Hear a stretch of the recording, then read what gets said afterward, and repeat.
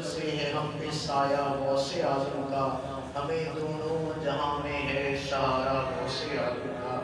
Life life life مجھے سن لیں، یہ دوسرے لوگوں کے لیے پیغامات پہنچانے کے لیے ہے کہ جو لوگ جن کا منہ بند نہیں ہوتا ان کا منہ بند کرنے کے لیے جو پرنٹ میڈیا کے اوپر بیٹھے ہوئے ہیں ضروری ہے کہ ان کا منہ بھی بند ہو، کیونکہ یہ اتحاد ہے اس وقت۔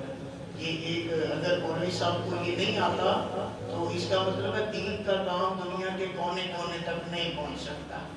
اس لیے اپنی مسجد میں اپنے لوگوں میں تو بات ہو سکتی ہے، لیکن دنیا سب سے زیادہ اس کو استعمال کرتی ہے، اور جو سب سے زیادہ اسے استعمال کر رہا ہے اور یہ سارے یہودی ہیں، یہ پیچھے بیٹھنے والے ٹیلی ویژن پر بیٹھنے والے یہودی و نصارہ ہیں، قادیانی لوگ ہیں جو ان کے اوپر بیٹھ کر مسلمانوں کے درمیان انتشار پیدا کر رہے ہیں، تو مسلمانوں کو غلط باتیں غلط روایات، اب بندے کو کیا پتا بخاری میں لکھی ہے کہ نہیں، اس کی بلا جانے کہ بخاری کیا کتاب ہے۔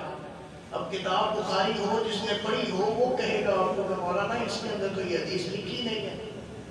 بہت سی ایسی حدیثوں کے نیچے لکھا ہوا بخاری شریف مسلم شریف، تو ہمارے مسلمان بھائی اس کو ساری حدیث کو پڑھ لیتے ہیں، جب نیچے حوالہ دیکھتے ہیں تو کہتے ہیں بڑا کچھ ہے، لیکن وہ حوالہ غلط ہوتا ہے۔ اس لیے بعض چیزیں صحیح ہوتی ہیں اور بعض چیزیں غلط ہوتی ہیں، کہ لوگ جو علم والے ہیں اس کی نشاندہی کرتے ہیں تاکہ لوگوں کا عقیدہ خراب نہ ہو۔ آج کیونکہ آپ جانتے ہیں مہینہ غوث اعظم رضی اللہ تعالیٰ بڑی شریف کا ہے، تو اس کے حوالے سے دو تین باتیں آپ کے ساتھ عرض کرتا ہوں۔ اللہ کریم ہم سب کا مل بیٹھا اپنی مقدس بارگاہ میں شرف قبولیت عطا فرمائے۔ غوث اعظم رضی اللہ تعالیٰ عنہ، آپ کا نام عبد القادر ہے، آپ جیلان میں پیدا ہوئے، آپ حسنی حسینی سید ہیں جسے نجیب الطرفین سید کہتے ہیں۔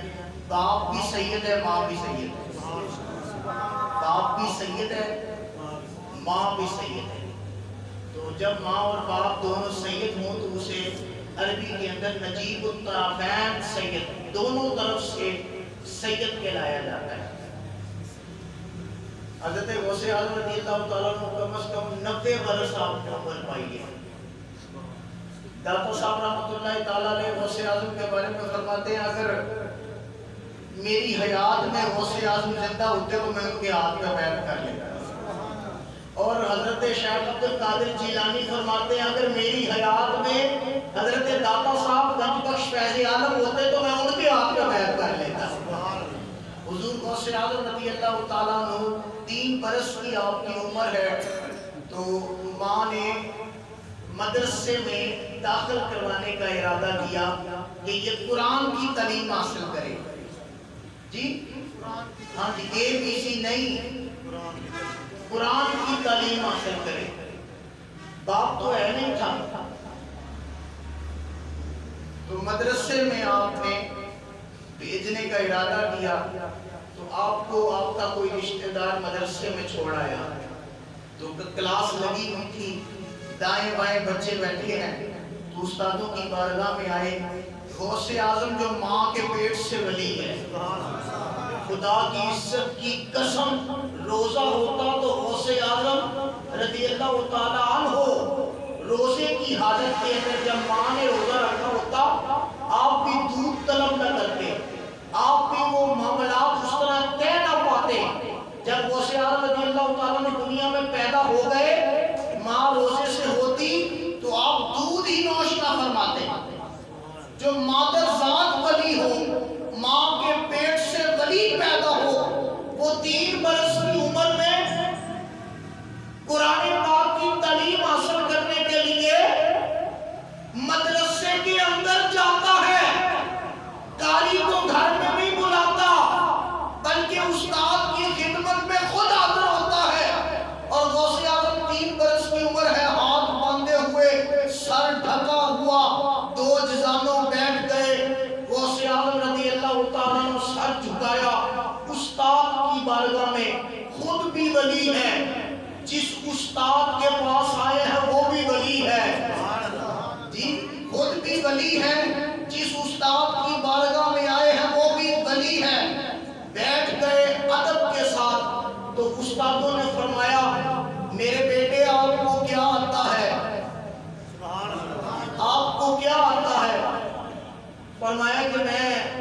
نواز شریف آتا ہے، فرمانے لگے پڑھ کر دکھائیں۔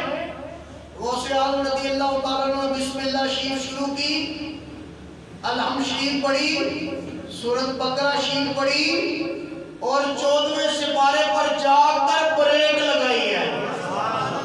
تو پوچھا گیا کہ آپ پڑھنے کے لیے آئے ہیں؟ آپ پڑھنے کے لیے آئے ہیں؟ پڑھنے کے لیے آئے ہیں؟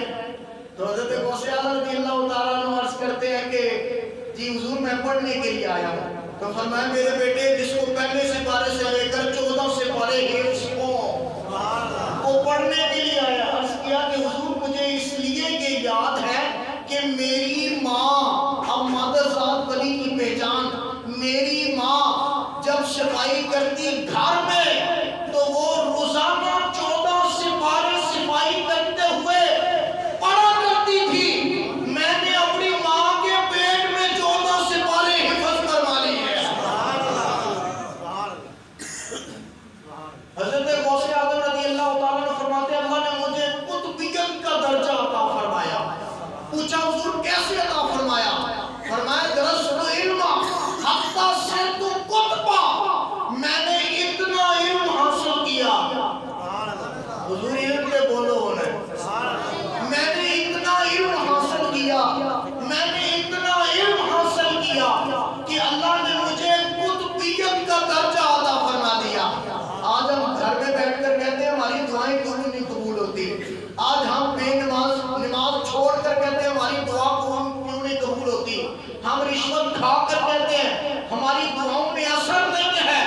میں نے کہا خدا کی عزت کی قسم، گھر بیٹھ کر علم حاصل نہیں ہوتا، فیس بک پر بیٹھ کر علم حاصل نہیں ہوتا، گوگل پر بخاری اور مسلم ڈاؤن لوڈ کر کے علم حاصل نہیں ہوتا، بلکہ کسی استاد کی بارگاہ میں بیٹھ کر اللہ اور اس کے رسول کا قول سمجھ آیا کرتا ہے۔ آج ہم سمجھتے ہیں کہ گھر میں رہیں گے اور شیخ الحدیث بن جائیں گے، پھر جب وہ گھر میں بیٹھ کر جو شیخ الحدیث ہوتا ہے وہ گمراہ کرتا بھی ہے، گمراہ ہو بھی جاتا ہے۔ حضرت غوث اعظم رضی اللہ تعالیٰ عنہ کے بارے میں ارشاد فرمایا، حضور فرماتے ہیں خود اپنے بارے میں کہ میرا کوئی بھی مرید، جی یہ بہت بڑی بات ہے، میرا کوئی بھی مرید توبہ کے بغیر دنیا سے نہیں جائے گا۔ میرا کوئی بھی مرید توبہ کے بغیر نہیں جائے گا، وہ مر ہی نہیں سکتا جب تک اسے توبہ کا توفیق نہ ملے۔ تو پوچھا اتنا بڑا آپ نے دعویٰ کر دیا ہے، بندہ مر جائے گا، آپ ہوں تو ٹھیک ہے، بعد میں آنے والوں کا کیا بنے گا؟ فرمایا اللہ نے میرے ساتھ وعدہ کیا ہے کہ میرا مرید توبہ کے بغیر نئی دنیا سے جا سکتا ہے۔ اب میں بتاؤں اس کے پیچھے راز کیا ہے؟ اس کے پیچھے راز کیا ہے؟ حضور غوث اعظم نے 40 سال عشاء کی نماز کا وضو کیا اور فجر عطا فرمائی ہے۔ عشاء کی نماز کا وضو کیا ہے اور فجر اسی وضو سے عطا فرمائی ہے۔ حضور غوث اعظم رضی اللہ تعالیٰ عنہ نے مدرسے میں بیٹھ کر 50 سال پڑھایا ہے۔ یہ ایسے کرامت کا ظہور نہیں ہوا، یہ ایسے مقام و مرتبہ آپ کو حاصل نہیں ہوا۔ حضرت غوث اعظم رضی اللہ تعالیٰ عنہ کی شخصیت یہ ہے کہ آپ اپنے بارے میں ارشاد فرماتے ہیں کہ میرا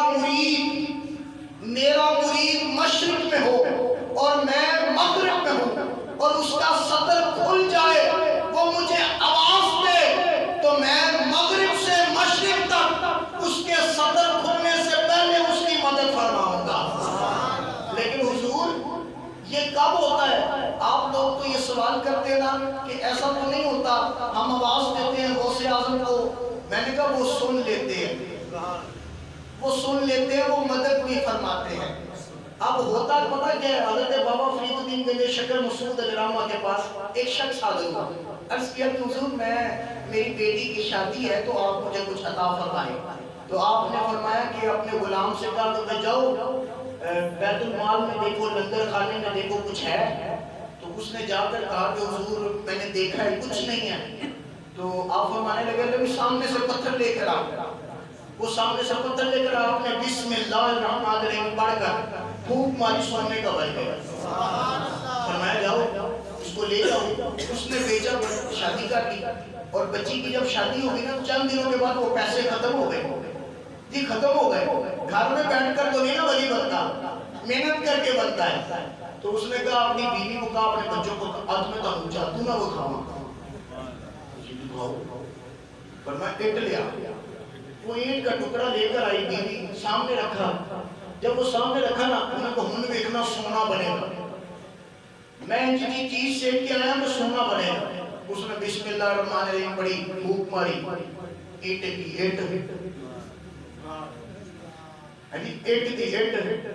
انہوں نے پھر کوشش کی تھی, ہو سکتا پہلی میری صحیح نہ پڑھی گئی ہوئے, دوسری دفعہ, تیسری دفعہ, رات پھونکوں کا سلسلہ جاری رہا, لیکن پتھر سونا نہ پڑا.